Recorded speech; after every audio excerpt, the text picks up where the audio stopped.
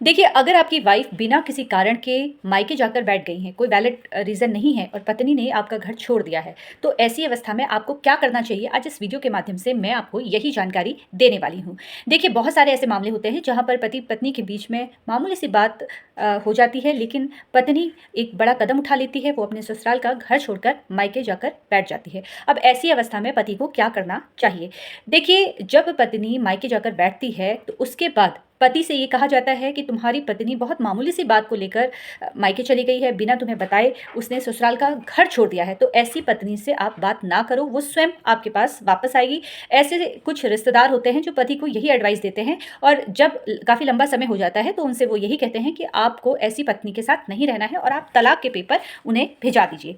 देखिए, अगर आपके और आपकी पत्नी के मध्य मामला बहुत सीरियस नहीं है, जहाँ पर रोज़मर्रा की छोटी-छोटी बातें होती हैं, नोक-झोंक होती है, जहाँ पर पत्नी ने इस तरह से कदम उठा लिया है, जहाँ पर पत्नी बिना बताए आपको आपका घर छोड़कर वो मायके चली गई हैं, तो ऐसी अवस्था में आपको कानूनी सहारा लेना है और कानूनी सहारा में भी आपको सेक्शन 9 का केस करना है। देखिए, तलाक लेने के लिए इतनी जल्दबाजी करना कहीं की समझदारी नहीं है, और ना ही लोगों के कहने पर आप आएँ कि आपने तुरंत तलाक के पेपर अपनी पत्नी को भिजा दिए। देखिए, तलाक का केस एक जटिल प्रक्रिया होती है, तो इससे बेहतर है कि पहले आपको कानूनी सहारा लेना है और सेक्शन 9 का केस करना है। देखिए, सेक्शन 9 का जो केस होता है वो होता है कि आपके जो दाम्पत्य जीवन है, वैवाहिक संबंध है, उनकी पुनः स्थापना के लिए पत्नी को आप कानूनी तौर पर बुलाने की मांग कर रहे हैं। ऐसे में सेक्शन 9 का आपको मुकदमा करना है।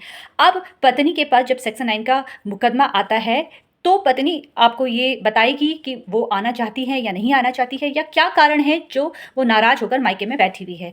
अगर न्यायालय के द्वारा सेक्शन 9 की डिग्री पारित हो जाती है, आपके पक्ष में फैसला आ जाता है, तो न्यायालय जबरन आपकी पत्नी को यह आदेश नहीं दे सकता है कि आपको इनके साथ रहना ही है, यानी कि पत्नी को बाध्य नहीं किया जाता है।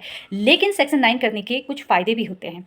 अगर सेक्शन 9 के केस में के बावजूद पत्नी नहीं आ रही है, तो फिर आप तलाक के लिए याचिका दायर कर। लेकिन सबसे पहले मैं आपसे यही कहूँगी कि पहले आपको आपसी समझौता करना है, बात करनी है उनसे, और उसके बाद अगर वो फिर भी नहीं मानती है तो आपको सेक्शन 9 का केस करना है। ध्यान रखिए, किसी के बहकावे में आकर तलाक जैसी प्रक्रिया को ना चुनें। तलाक लेना या फाइल करना काफ़ी आसान होता है, लेकिन इसकी प्रक्रिया काफ़ी जटिल होती है। इसलिए कानूनी सलाह मैं आपको यही दूंगी कि यहाँ पर आपको सेक्शन 9 का केस करना है। फिलहाल इसी तरीके से कानूनी जानकारी आप मुझसे प्राप्त करते रहें। धन्यवाद।